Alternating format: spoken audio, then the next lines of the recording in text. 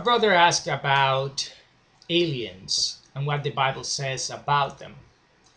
The Bible does not speak specifically of aliens, although it does speak about life outside of Earth. The life outside of Earth that the Bible speaks about is not like that of aliens, of UFOs, or whatever. It's actually speaking about angels and the spirits that live outside of our physical earthly realm and live either in heaven or hell. The also Bible talks about angels living in heaven, worshiping eternally God. That being the case, there is life outside of planet Earth from the biblical perspective. Now, are some planets in our huge space habitated by some creatures, some beings?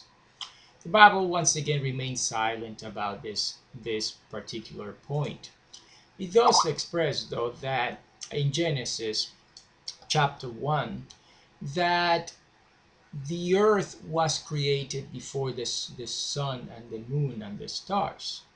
In verses 14 to 19, it explains that planet Earth existed before these heavenly beings, these heavenly creations, and that they were created, the sun and the moon, 4 days before after the Earth. So that gives us the idea that they were created to complement the Earth. So that being the case, does the Bible even gives us a hint of life in different planets? Not really. Although some people might use the passage from Genesis chapter 5, verse 23 and 24, where the Bible speaks about Enoch, who was a man who really loved God and obeyed him, and God took him to heaven. Someone might say he was taken by aliens, but that is absolutely exempt from the passage. All that the passage says, for instance, in verse 24, Enoch walked with God, then he was no more because God took him away. God was the one responsible for taking him away. It was no alien or extraterrestrial creature or person or whatever. The second person that anybody might think about would be Elijah. This character was a prophet from the Old Testament whose story is found in the book of 1st and 2nd Kings. In 2nd Kings, the Bible says that he was taken to heaven by God himself. And so these are the only two characters from the Old Testament and actually from the Bible that have never tasted death. They were taken to God's very presence before they died due to their obedience to Him. But in those passages, it is clear that it is God who is doing the taking and responsible for this taking, and not no alien or anything of that nature. Why else? Then why do we have so many heavenly, so many planets in this space? The Bible gives us ideas as to their purpose behind them. The very first one is that the stars in the sky are very helpful for those who are navigating.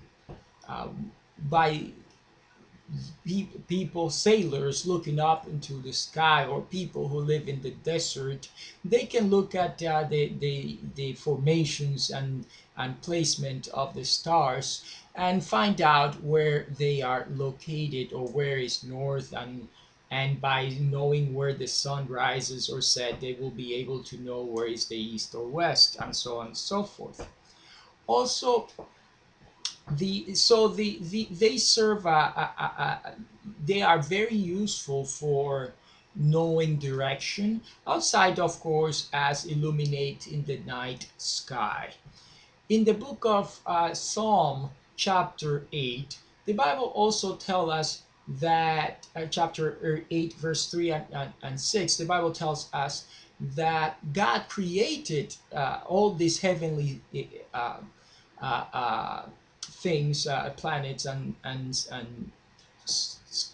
stars, to benefit humankind. For instance, in these passages, the Bible says the heavens, the work of your hands, the moon and the stars, which you have ordained, you have made them for man to rule over the works of your hand. You have put all things under his feet. So the purpose behind all these heavenly beings is to actually, I mean, all these heavenly things, the moon, the stars, the planets, and so on and so forth, they exist to benefit humanity. But they also serve a different purpose. They also are up there to show how mighty God truly is. God is a very powerful being, and he shows his mighty power through the heavens, just like Psalm says, the heavens declare the glory of God, and the firmament the works of his hands. So they are up there to show how powerful God is.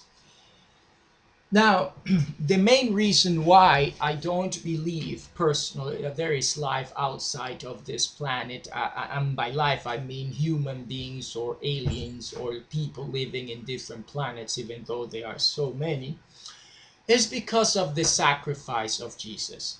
In the Bible, we find God interacting with humanity in a very special way.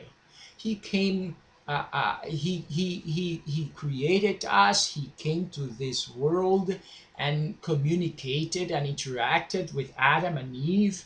Then he talks through his prophets and to his prophets, and finally, he comes as the very person of Jesus in what we know as the incarnation.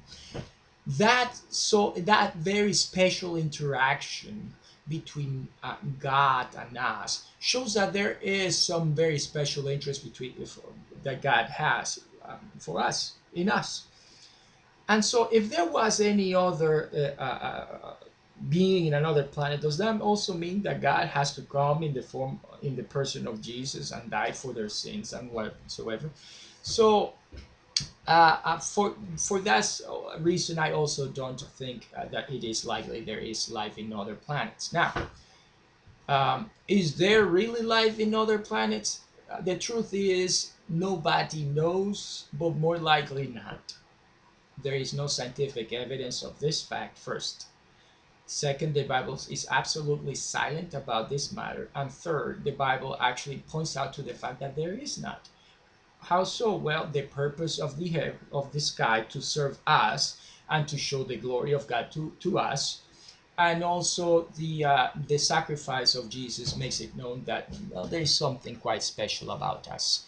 I hope this is good enough. If you have any other questions, please feel free to communicate with me. I'll be more than happy to provide another video response. God bless.